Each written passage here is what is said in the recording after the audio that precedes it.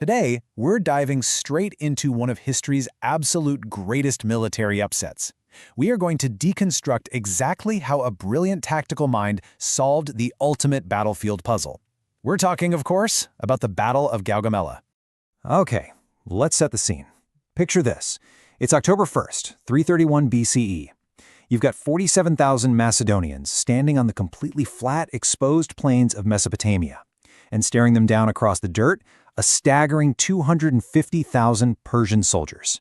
I mean, that is an overwhelming, absolutely absurd 5-to-1 disadvantage. By literally every calculation of logistics, mass, and strategic depth, the Macedonian army should have been completely erased before sunset. Which brings us to the core mystery of this whole explainer. How do you destroy the greatest empire on Earth in a single afternoon?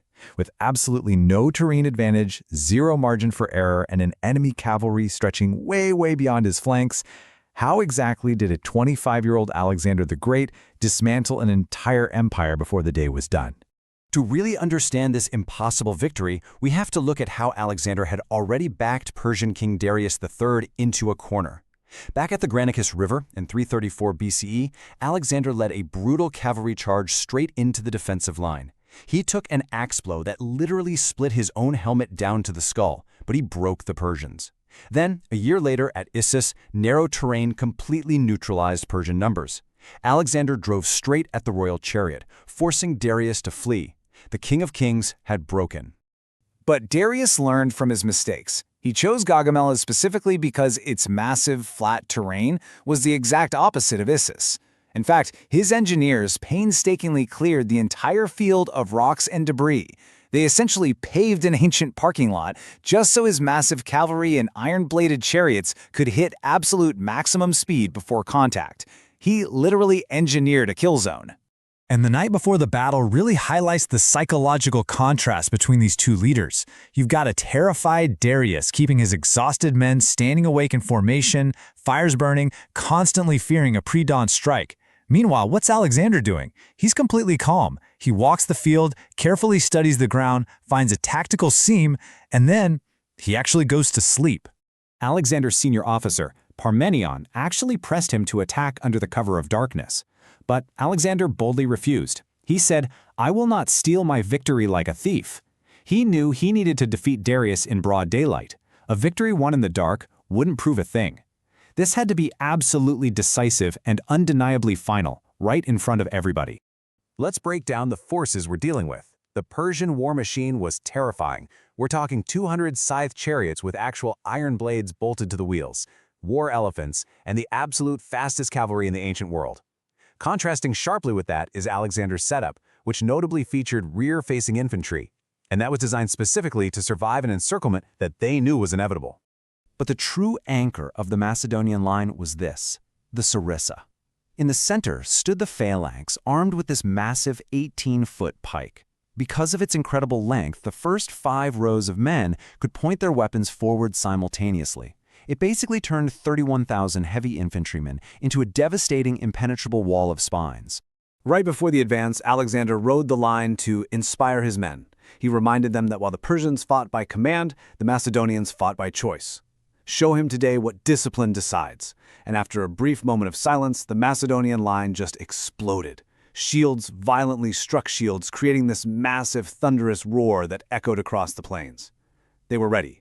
Which brings us to Phase 1, the chariot defense, solving the first trap. So, Darius triggers his trap. He unleashes 200 scythed chariots accelerating across that perfectly leveled flat ground, aiming right at the Macedonian center. Now, human instinct screams at you to brace for impact, right? But Alexander's highly trained phalanx executes this brilliant trapdoor defense. They deliberately open lanes in their formation, let the momentum of the war machines carry them harmlessly through, and then skirmishers just pick off the drivers from the flanks. Just like that, the great Persian weapons are neutralized. Now for Phase 2, the decisive drift. This is an absolute masterclass in tactical geometry. With the chariots and elephants absorbed, Alexander initiates this really bizarre movement. He starts drifting his entire line obliquely, moving sideways step by step to the right, heading toward rougher terrain.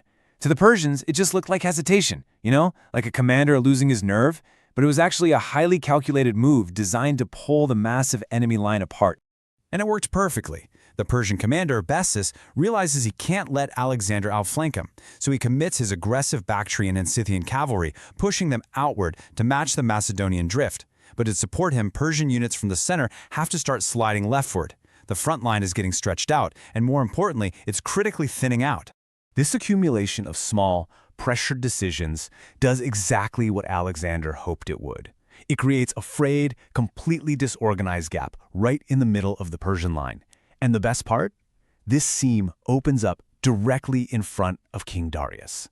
That sets up Phase 3, the final strike, punching through the center.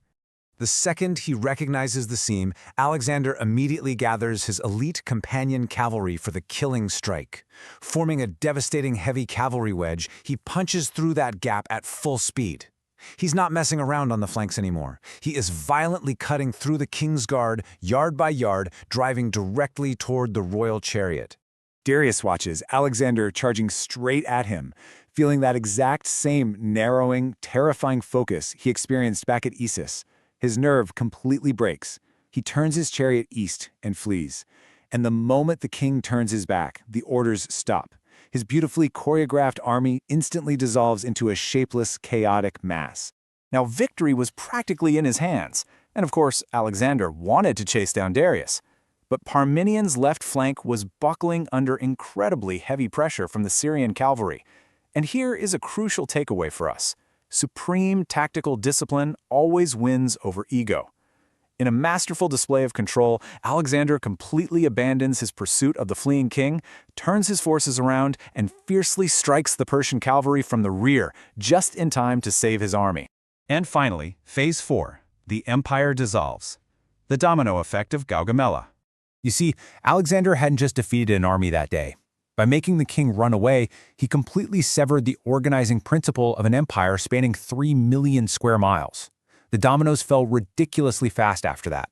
Babylon just surrendered and opened its gates. Persepolis, the ceremonial heart of the empire, burned to the ground. And Darius? He was murdered on the road by his own general, Bessus, who went on to claim the throne for himself. And the sheer scale of the spoils they took is almost impossible to comprehend.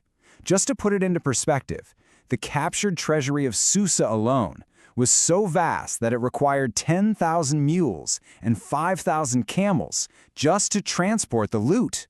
Eventually, Alexander finds the murdered body of Darius, and he performs this absolutely brilliant act of political theater. He takes his own cloak and covers his fallen rival's body. With that single gesture, he wasn't just destroying the Persian throne. He was declaring himself the legitimate successor to the Achaemenid dynasty. He was officially claiming the throne of Asia. But, Bessus is still out there. And as Alexander pushes his army thousands of miles east into the harsh Zagros Mountains to hunt him down, we are left wondering, can Alexander's masterful open-field tactics actually survive the Persian Gate? Because that is a geographical bottleneck designed to act exactly like Thermopylae. Well, we'll just have to see.